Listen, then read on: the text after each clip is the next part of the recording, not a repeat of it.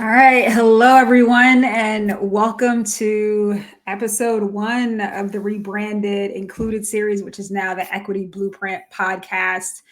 I know it's been a minute, but life is just happening and has been happening. It has obviously a lot been going on, this year just to start, but I'm excited to be back.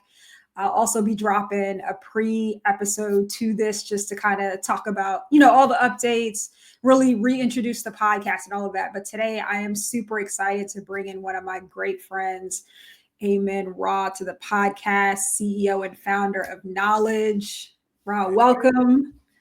What's going on? What's going on? And listen, I don't even know how to answer that anymore. Marathon out here. That's it. Yes, I'm like all of the things in all the ways, but super excited to have you on for this conversation. Just to, again, the whole purpose of this podcast is really just to normalize a conversation around money. I feel like it's something that we don't talk enough about in various ways, and now more than ever, do we need to, understand what's going on, understand our own personal journey, how we relate to it, and how it's clearly impacting the universe right now. Right, right, right. Um, It's a but lot going on politically, ooh, socially, economically, spiritually, all of these, right? All of all the leads. I was on a call earlier. I was telling someone, I was like, we need to just like start saging the computer and everything. We just yeah, walk around and touch. All of it needs a bit of sage, but I'm not sure we have enough of it available to that would be true for sure. to hit the things. But to really kick it off, I know there's so many things that I really want to touch on, especially with you being an education expert and in administration. And I know you have a lot of thoughts probably around what's going on. But I just want to start from like ground zero. What are your earliest memories of money, and how did that really shape you to the person you are now? Yeah, my earliest memory of money is not to spend it, not to spend it. And my parents, and I think for many people they can relate is, listen, son, don't get no credit cards. Don't ever get Mhm. credit. Credit is bad. Don't ever get credit. Like that was my Yeah, household, right? Um, we were in the put same household. yeah, put just save your money. Just put your money underneath your mattress, right? And that was that was it, right? It was like get money, save money, don't spend it, right? Just collect as much as you can. Which there's some greatness to that too, right? That's like you do want to get money, but fundamentally, I wasn't taught about money in my household.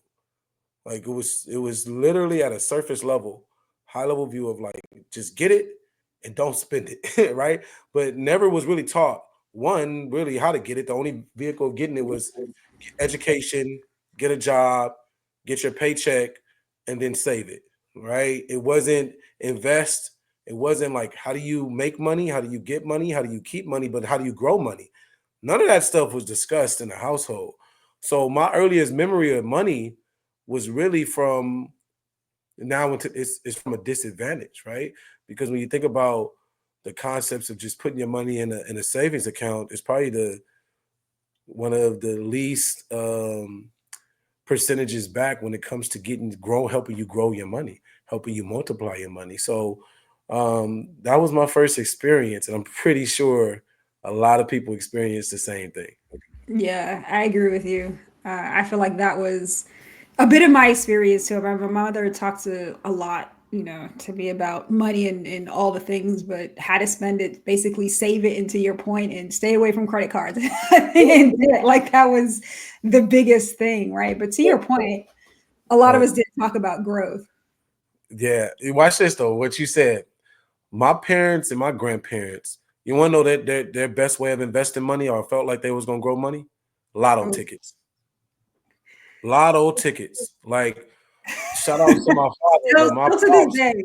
to this day, to this day, it's the quick picks, it's the Powerball, it's the scratchers. Like that was investing. Was like I'm gonna hit the lotto.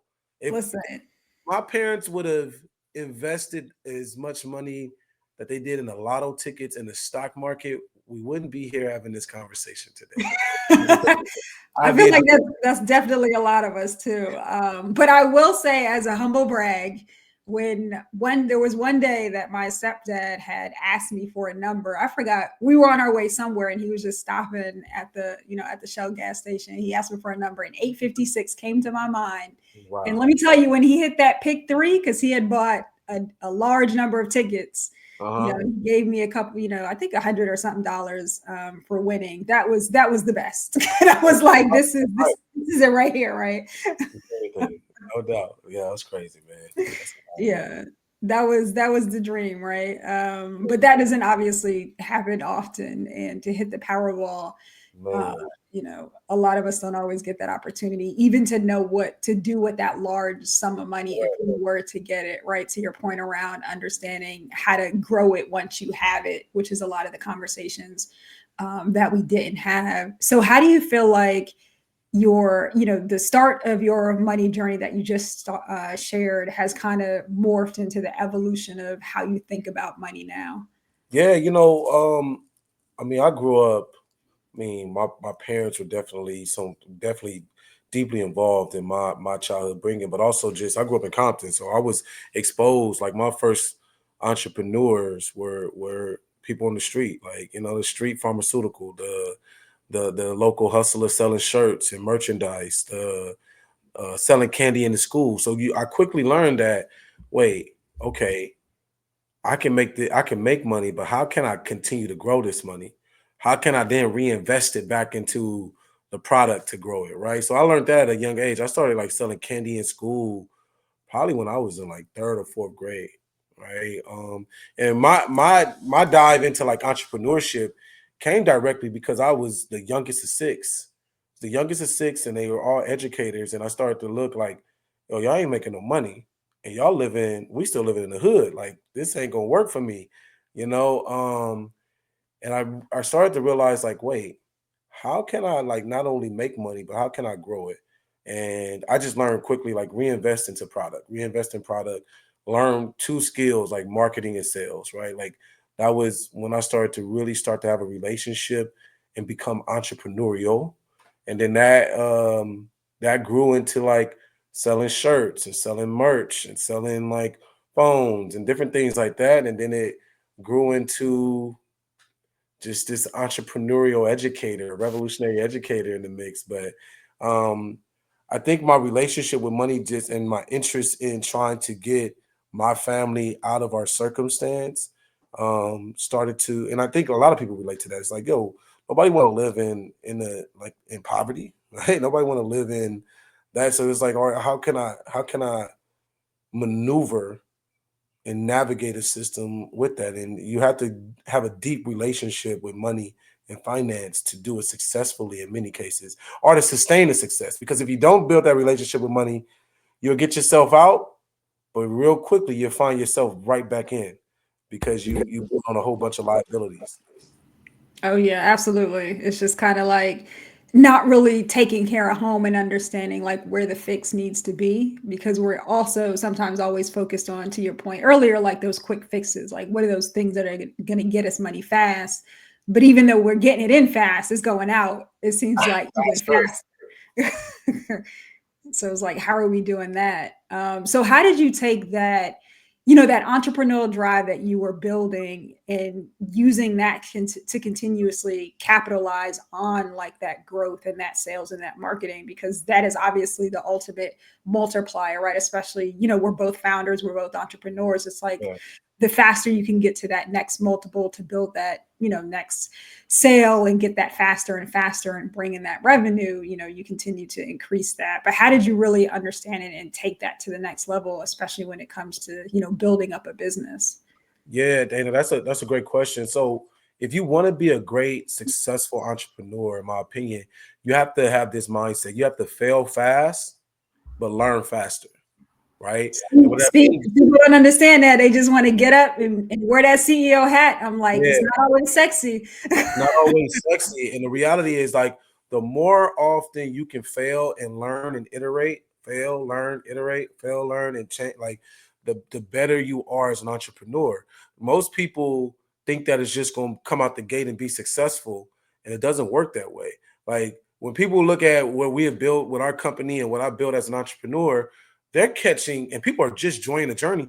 They're catching almost 20 years of learning, right? Failing. Like my first business, like my first legit business, not the candy and all that, was a vending machine company, right? Like I started a vending machine company called Dynamic Vending. And then I was like, oh, this is gonna be easy, right? You just get a vending machine, put it up, and just autopilot, make money, right? Like, no, like it didn't work that way. My first vending machine, and I invested like money in it. I'm like 18 years old. I'm like, I'm about to be rich. And I got the debit card, credit card. It's at EBT. I was like, oh yeah, we about to make money. Man, I didn't know about the inventory. I didn't know about my profit margins. I didn't know about the maintenance. I put up in the school. Next thing you know, one of the little Reese's had like a hole in it. Then ants got in it. I was like, yo, wait, this is not cool. And then I had to go. It was just a lot of work that I wasn't prepared for. The business failed, but I learned a lot from it, right?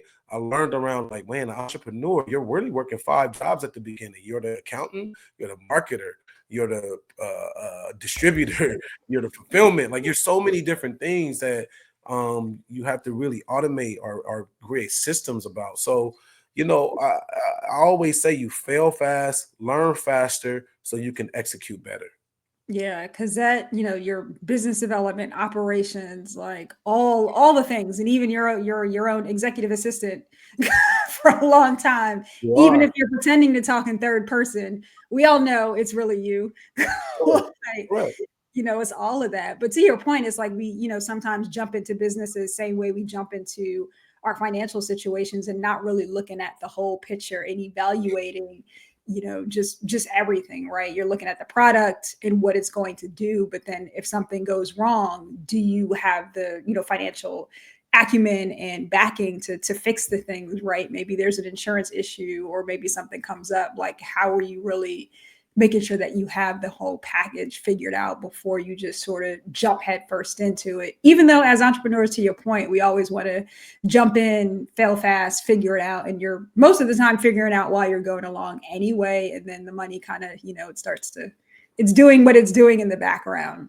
But Yep. I think for what we're both building in our entrepreneurial roles is really to set people up, properly the first time, so they're not going through those things, even though there's stuff that is going to come up. So I know your passion is deep in community and children and education and all the things that kind of come with this, especially as we're looking at this new world, which is a nice way of putting it, Right. in the moment. But it's like, what really drove you to want to see that change, especially for kids and having that vision for what they can do successfully with their own money? Yeah. My father, my father is he instilled like I was raised. My father always said this statement when I was being raised. He said, "Change the world, son, don't let the world change you." And he said that over and over. Every time I did some crazy stuff in school, he'd give me like a 2-hour lecture, but at the end, he always say, "Change the world, son, and don't let the world change you." And I remember at young, I just, I heard it, but I didn't really hear it.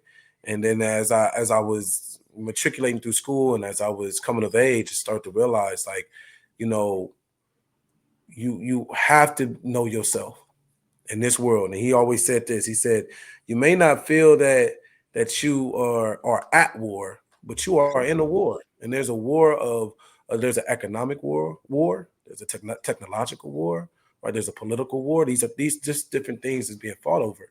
And my impact came from, man, everybody should feel like a somebody.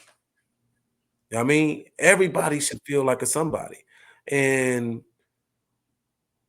education for me is the pathway to a better world. Education to me is pathway to a better future. And Amen. I feel like some stuff should just be coming down after that statement. It's just, but it's so real. It's so like heartfelt in this moment. it is, Yeah. and the lack thereof, you see what happens, right? You see Mhm. what happens to communities. You see what happened to societies. You see what's going to happen to states. You're going to see so much because the lack thereof of education and humane oriented leadership. So I like to believe that I'm a social entrepreneur. I'm somebody that understands that high impact doesn't mean that you are, the poor saint, you know what I mean? But you could Mhm. also have a business that make impact, and those two things can go together. So that's really what drove me. Like my father was somebody who was in education for 34 years, and I seen him give everything. And this world will take everything if you allow it to. And I think that's where my drive comes from, is showing other entrepreneurs that both can coexist. You can make high impact, and nothing against the nonprofit leaders of the world, but you can build a great startup and also have great impact at the same time.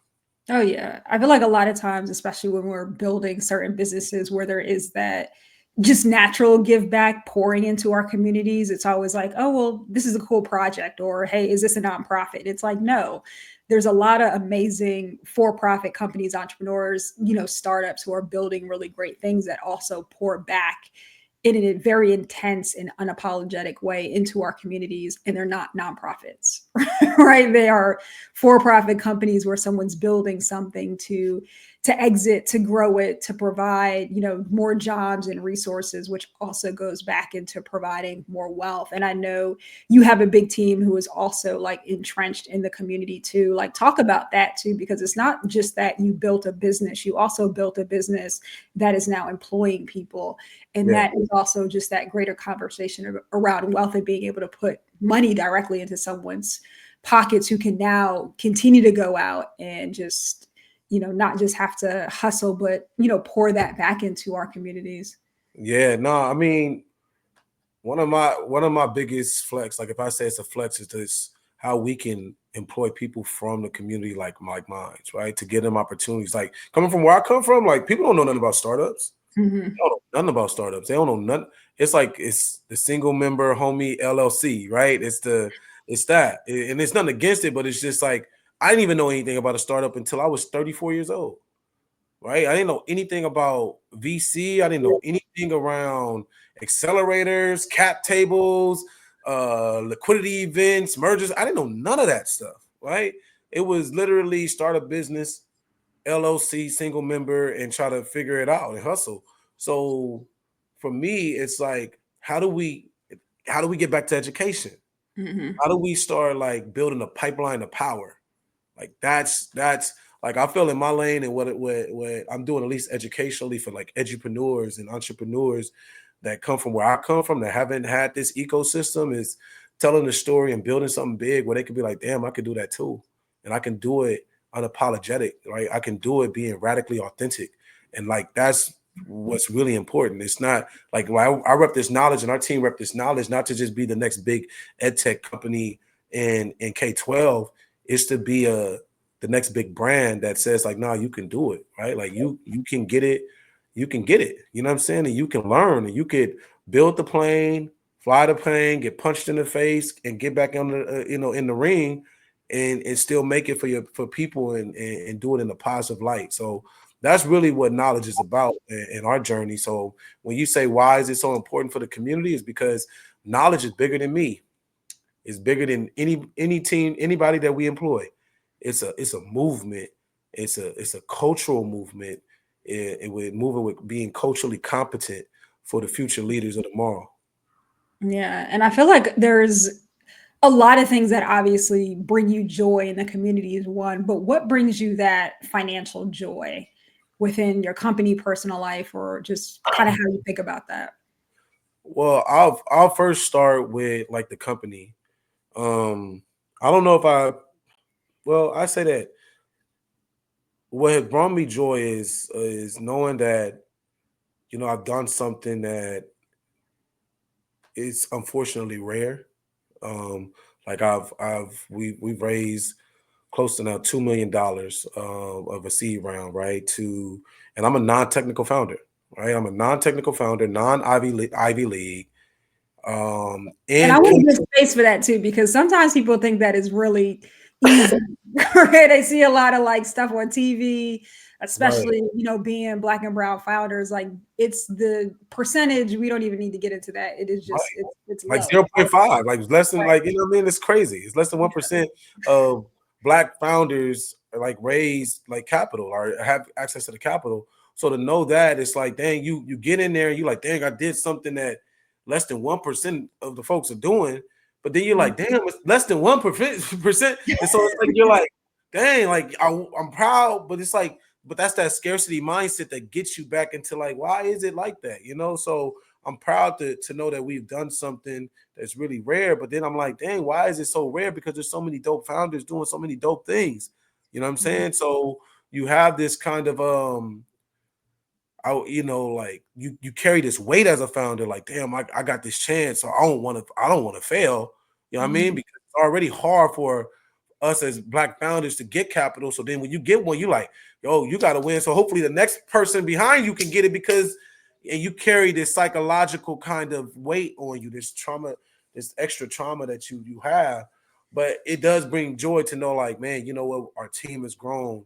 We're able to get and have a runway that's a little bit longer where you're not like, man, I don't know how I'm gonna make payroll for the next 3 months. Like knowing that brings me joy. But I would say the biggest thing is like my family, my wife, and my kids. To be able to show to my daughter, 9 years old, that she's now telling people like, I want to be an entrepreneur, right? Mhm. And that means so much to me because it doesn't mean, and it means that she's understanding the aspect of ownership. She Mhm. understands the aspect of like building and seeing my failures and seeing the stress, and it's okay. Like it's okay to go through stress and how you cope with it, right? Mhm. So I think there's a saying, it's like life doesn't get easier, you just become more equipped with dealing with it, Oh right? yeah. Oh, yeah. Especially Yeah. as we learn more, we fail more, which is something I feel like is evolution, right? The power that we give words, right? We feel like, we have to put so much on our back, and failure is so embarrassing and strong and just like so crippling. But it's like it's all about how you start to redefine stuff. So it kind of sounds like that's really what you've done, is redefine and stretch those words so they fit into, hey, it's not my time in this particular thing, whatever this was in this moment, but now I'm here and I'm flexing and I'm doing all of these things. And I love the fact that you brought up your daughter and legacy, because that is so important, right? The legacy that you're building, and potentially for her to, take over one day or just lead when you exit or whatever happens with the company. So what does that legacy look like for you as you think about your family and kind of where you're setting yourself up to be? Yeah,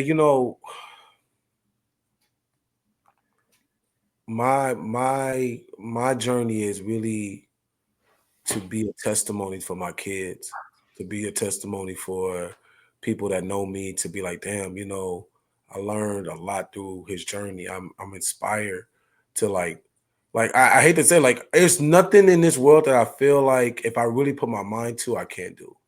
Mhm. Like that's it's in my realm, right? I ain't about to I ain't about to go become an NFL player, right? But like in things in my zone of genius that if I put my mind to it, I know that I can do. And I want my daughter, my kid, my son, my wife to know, like, you know what, if you put your mind to it, you can do it. And and I'm a firm believer that you fail and you learn so you can get ready for the next thing. You know what Mhm. I'm saying? But my legacy is really for people to be inspired, have an aspirational life, to know, like, man, you can really dream, design, and execute, right? Like if you can see it, then you can dream it. You I was can about to dream say, it's all right. You can say it, you could be it. It's like it. it's like Like but for real, like if you can it's a see it, real thing. Yeah. I'm really believing, like, if you can dream something, like if you can Mhm. literally dream it and you can dream of every step of it, then you can do it because you actually are seeing it. And that's what I actually seen the steps of building like the technology. I actually seen it before it happened. It may have took Mhm. a year, but I could see it. I'm like literally was dreaming it. And I'm like, if you can dream it and see it like realistically, like the steps to get it, then really now it's just doing it in real life. It's actually just take the steps. Right. And I remember when I was raising, I was like, all right, I got to get at least Like, I'm prepared to get 500 no's. Like, out the gate, I was like, I'm ready to get 500 no's. Every no that I was getting was like, it still sucked. I wanted to quit, but I was like, all right, that's 67.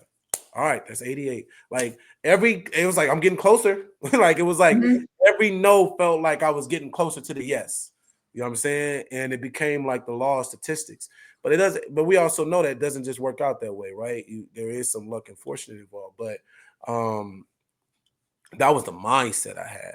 And if I had that mindset towards anything I do in life, it's like I'm ready to take all the punches to know that I'm gonna get through there. And I know what's on the other side of it, you know? Oh yeah, and we have to. I feel like, when it's like anything, right? I know you also are a speaker too, and that's part of, your overall financial journey and things that you have in your toolkit. But it's like we have to be able to see it, because that's the thing that keeps us up, that keeps us aware, that holds us also equally accountable, right? It's like we have to be able to see the dream, wake up to it, own it, like you're doing everything with this dream in your head and you can visually see the steps. It's kind of like when you're, preparing, I feel like, for a speech. It's like you have it down to a T, where you Yeah. could remove everything in the room, something could go wrong and you still know it. I'm a little late to the party with a lot of the reading I've been recently doing, so I just somewhat finished Michelle Obama's second, I think it was in her second book, where she was talking about, how she had prepared for the speech that she was giving, and she had it down to a T. She could visually see it in all ways, and something happened to the teleprompter and she had to just, she was able to just spit it out. It's stuff like that, that preparedness, that visual awareness, to know that no matter what happens around you, I'm going to show up and I'm going to be great through all of it. Right. And I feel, a lot of that, right, in what you're saying. So I kind of want to switch gears a little bit, because I know we're in this, I don't even know whatever episode of the Twilight Zone this is today, but I feel like there's obviously a big, humongous transition around education, what that means for kids, potentially kids that you're working with in a lot of these different communities, in their financial legacy and their ability to build wealth and build that financial acumen through education. And even not just the kids in the community, but the teachers and administrators who I'm sure you talk to all the time, who are being impacted right now. Like what are they feeling? What are your thoughts around how we still continue to pour into these kids and these educators at a time where they probably need us the most? You know, when you have educators, teachers, and leaders that are not well, we're going to produce future leaders that are not well, right? So what that means is we have educators who are burned out. We have educators who've been traumatized from the system. We have educators with got to work 4 or 5 jobs to survive, not thrive. I want you to think about that. You got educators working 2, 3 jobs to survive. Then you have educators being laid off, right? Because of the circumstances. And we expect them to fill up the cups of our young people. And the reality is that everybody says the same. Like, you can't pour from an empty cup. The question I always pose to those who are really caring about education: how do you expect an educator to fill up a cup of a young person when their cup is empty? Right? And the question should always come, or the solution should come, is if we want to restore education, we must first restore the superheroes of education. That's the teachers, right? So how do we restore the teachers? If we're talking about the financial impact, if we really want to be honest, educators and teachers are the number one disrespected profession probably in the entire country, if not the world. Right? If you look at financially how they are paid and compensated for the work that they do. Yeah, Like, Lord knows. when the pandemic happened, people was like, "Oh my gosh, I can't believe this is all y'all deal with." After the pandemic, it's all y'all fault.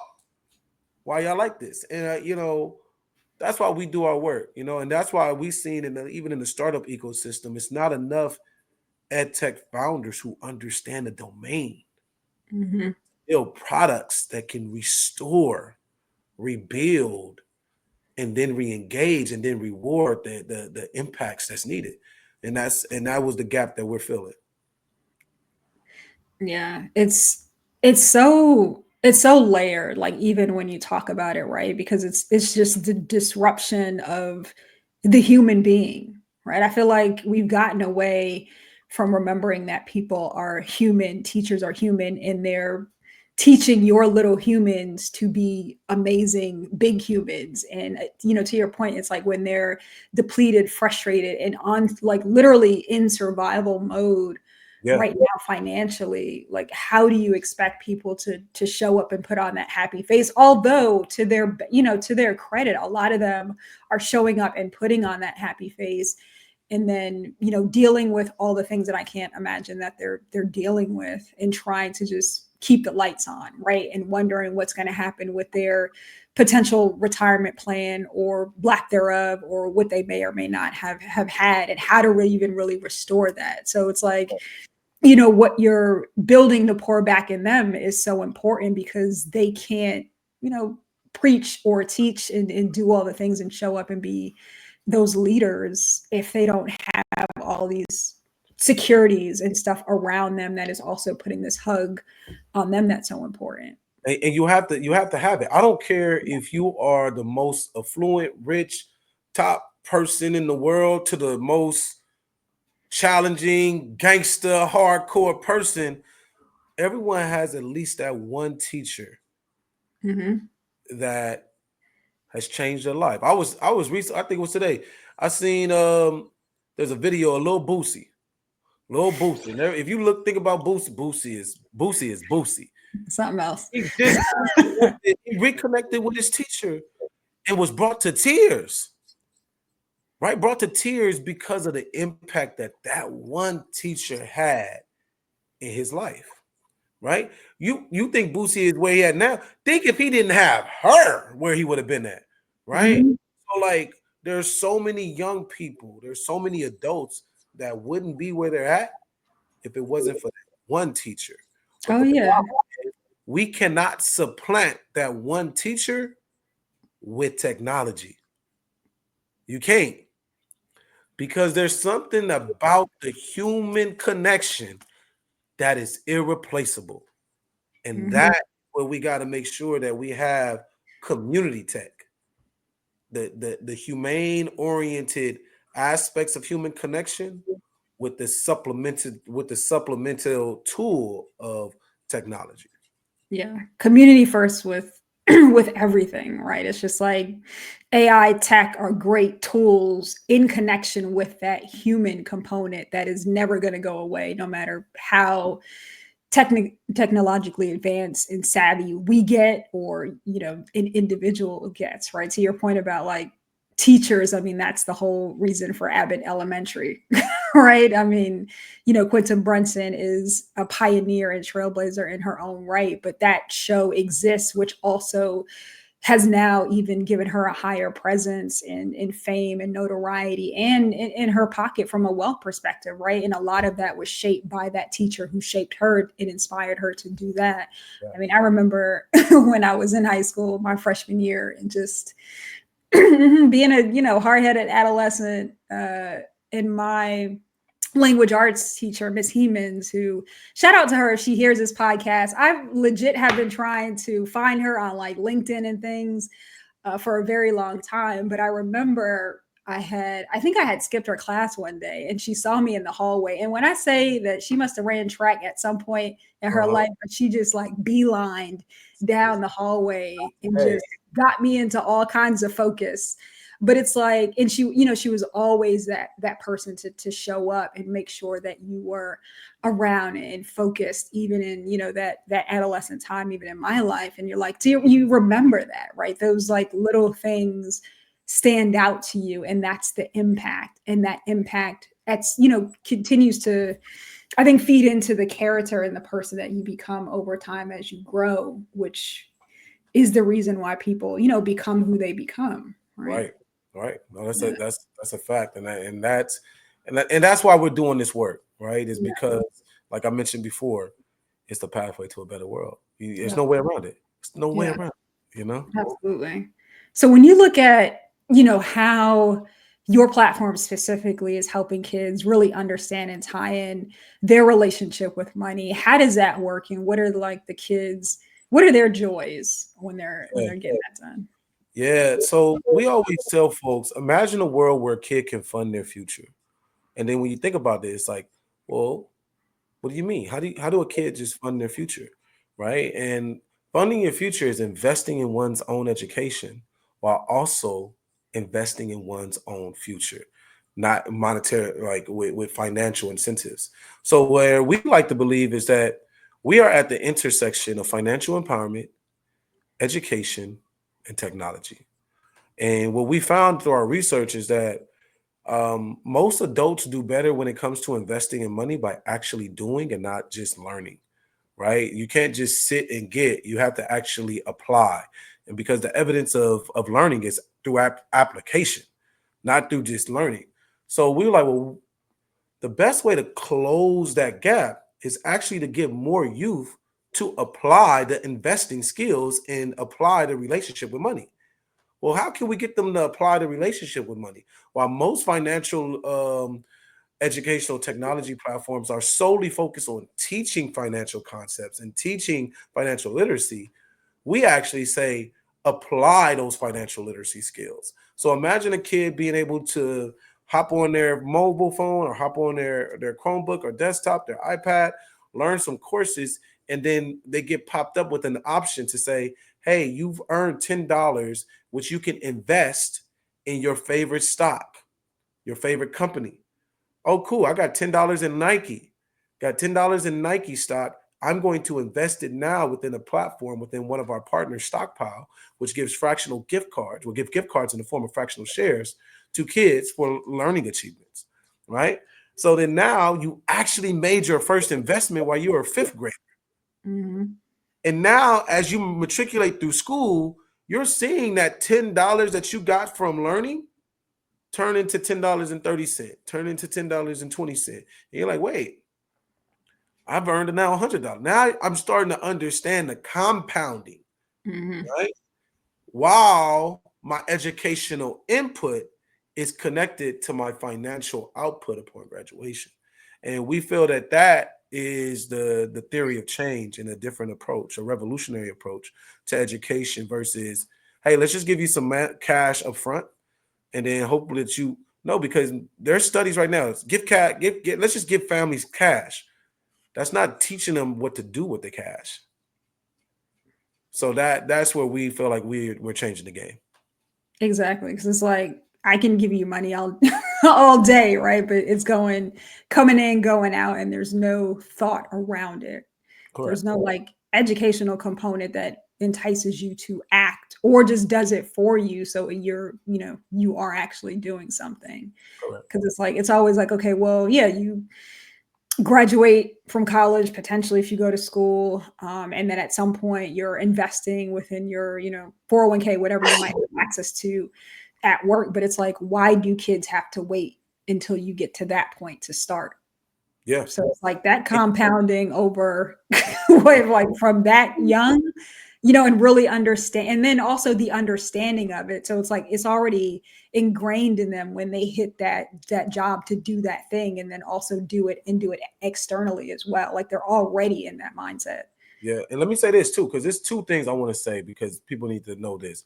One is that it is not fair for kids to go through education from kinder through 12 and then they get hit with their biggest financial decision of their life upon high school graduation off of more than likely which school they're going to go to and which major they're going to select. And now many of them are caught up in student loan debt going into a low paying job, right? So they go to school, and I graduated many students who are going to a industry where their max potential is making $75,000 a year. Nothing against it. That's good money, right? But then Mhm. you have $120,000 in student loans. And then you come back and now you're like, wait, how do I supposed to survive? this is not the deal that I was told to do. Like I made it, especially if you black and especially a black male, you like, wait, getting a college degree is like winning a championship coming from where I come from, right? And then you win a championship and you're like, wait, I got $100,000 in student loans and I'm making $75,000 a year. I can't even go get a car. I'm like, I can't go get a whip. And then on top of that, let's go back. Let's rewind. 529 plans. For those who don't know what 529 plans are, right? These are college savings accounts geared specifically for kids to save towards college.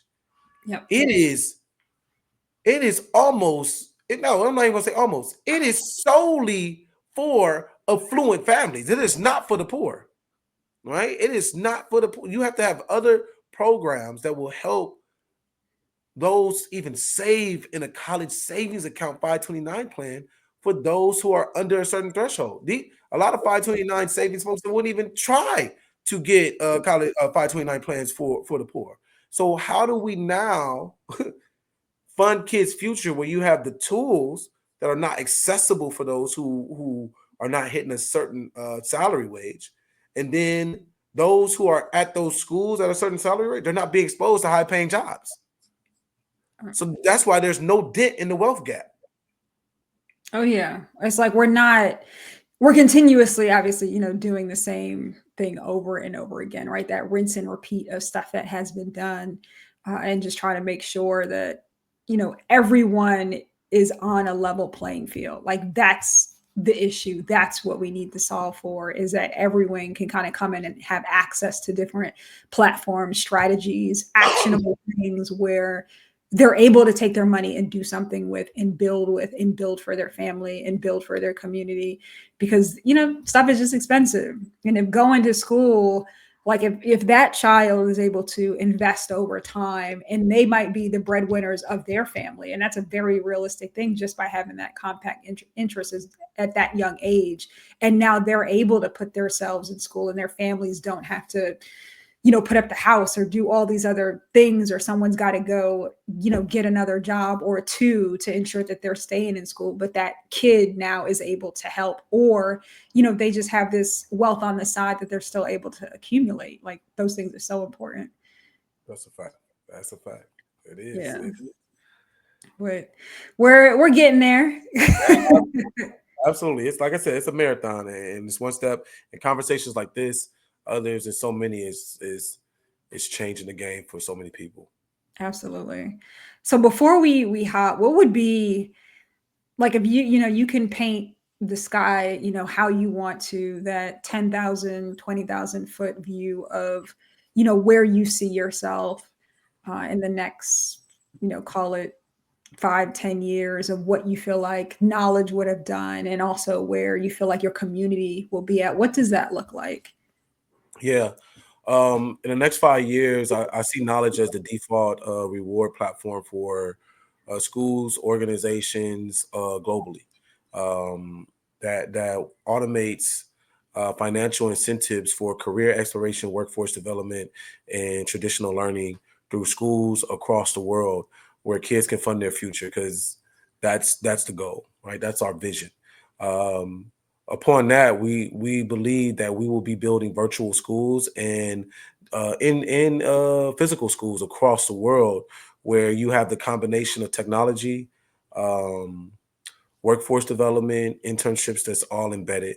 We've already started that with the Compton Legacy Early Childhood Academy. Or started the first preschool that will be embedded Learn to Earn as part of its core function from pre-K to gray. We like to believe that our technology will be the default platform that gets kids not only for their learning but to a living wage. That's really where we see ourselves at. And then being beyond that, I see knowledge creating its own fund to invest in thought leaders in the educational sector that could be partnered with technologists to build infrastructure to continue to revolutionize the educational system. So that's at least where we see ourselves short term and in the next 10 years. I love it, because we're gonna need all the championship, all the future leaders, future wealth earners, I think, in this, if nothing else that we get out of this environment, it's just that we have to deepen ourselves in our community. And it's like, what can we do and how can we not just only show up, but how do we activate? So last thing, I know I said that was the last thing, but what would your superhero message be to educators and administrators and even students in this moment? Yeah, I always say these two things. One is more is caught than taught right now, right? And what I mean by that is, you know, teachers, our kids are observing you more than they are listening to you right now, right? Because the days of do as I say and not as I do, those days are gone. The kids are going to do as you say because they're watching what you do. No more, talking the talk and not walking the walk, right? Like you got to talk the walk, you got to walk the talk. So that's really important. And then lastly, I always leave it with what my father instilled in me: change the world and don't let the world change you. That would be my message to everybody. I love it. I think that's a perfect way to close us out. Rahh, thank you so much for coming on the Equity Blueprint podcast, for being actually episode 1 of the relaunch season. I appreciate you being here. This conversation was very impactful. I'm sure a lot of people are going to take away a lot of things, especially as they just maneuver through life, entrepreneurship, wealth, family, community, and especially those educators who I feel like we're just sending a special love to, and shout out to everyone who is in that space. So continue to listen, look out for the next episode. Rahh, again, thank you for coming on. You already know. Got it. Appreciate you.